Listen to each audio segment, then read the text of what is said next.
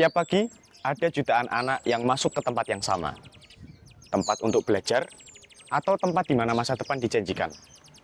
Tapi, pernahkah kita bertanya, apa yang sebenarnya terjadi di dalam sana?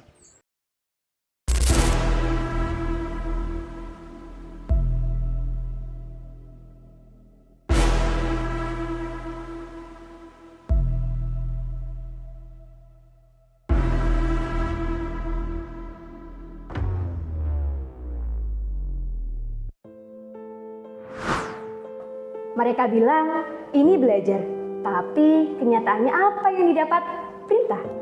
Mereka disuruh menghafal, bukan memahami. Mereka disuruh mencatat, bukan mencari. Bertanya bukan lagi tentang mencari tahu, tapi dianggap sebagai pemberontakan. Guru diperintah untuk mengajar, sementara murid diperintah untuk menurut. Ketika berpikir dilarang, maka disitulah kebodohan dijadikan tradisi.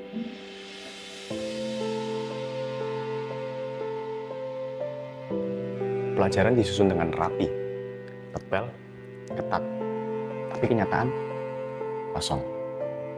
Anak-anak hafal fase metamorfosis hewan, tapi gimana caranya mengatasi krisis ketika ada krisis dalam keluarga. Bertahun-tahun belajar, tapi nggak pernah ada pelajaran tentang kegagalan atau kecemasan.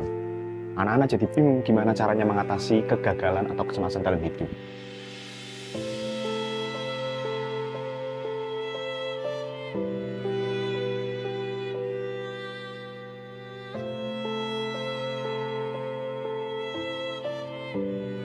Lihat, mereka sebetulnya ingin mengajar, mewariskan keilmuan pada generasi berikutnya. Tapi kenyataannya, waktu mereka habis dimakan berkas-berkas administrasi yang nakal.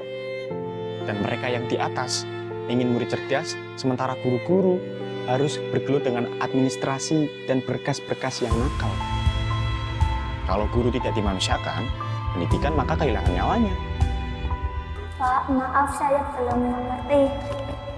Makanya kalau saya menjelaskan itu didengarkan. Kalau sekarang nggak paham, siapa yang repot? Kamu sendiri kan? Sistem ini takut pada dialog, takut pada pemikiran yang kritis. Mereka selalu ingin jawaban yang sama, bukan solusi yang berbeda. Seandainya siswa boleh bertanya, seandainya siswa boleh salah, mungkinkah belajar akan merasa lebih hidup? Bayangkan saja, sekolah adalah laboratorium kehidupan, bukan museum kepala.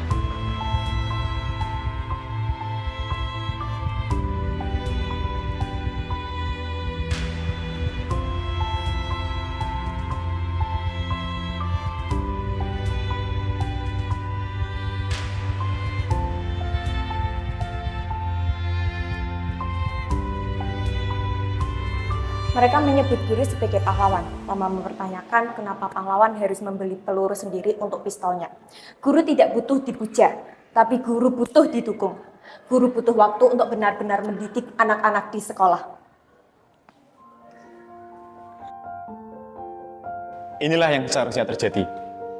Belajar bukanlah ujian, melainkan persiapan. Kalau anak-anak belajar sesuatu yang relevan dalam hidup, mereka juga akan merasa lebih hidup.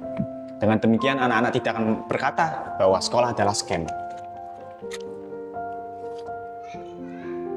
Pertanyaan terbesar bukan tentang apa yang rusak, tapi bagaimana kita bisa mengubahnya.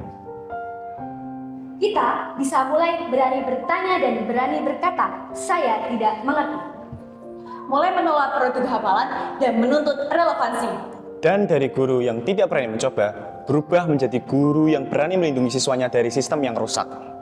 Sistem ini memang tidak bisa diubah dalam sehari. Tapi retaknya bisa dimulai dari satu hal. Kesadaran. Sekolah bukan scam. Yang scam adalah kalau kita berhenti berjuang memperbaiki sistem yang rusak di dalamnya. Pendidikan bukan soal bangunan, bukan soal kurikulum, melainkan tentang manusia. Dengan memanusiakan manusia yang ada di dalamnya, maka pendidikan tidak akan kehilangan nyawanya. Pendidikan yang memanusiakan manusia dimulai dari kita.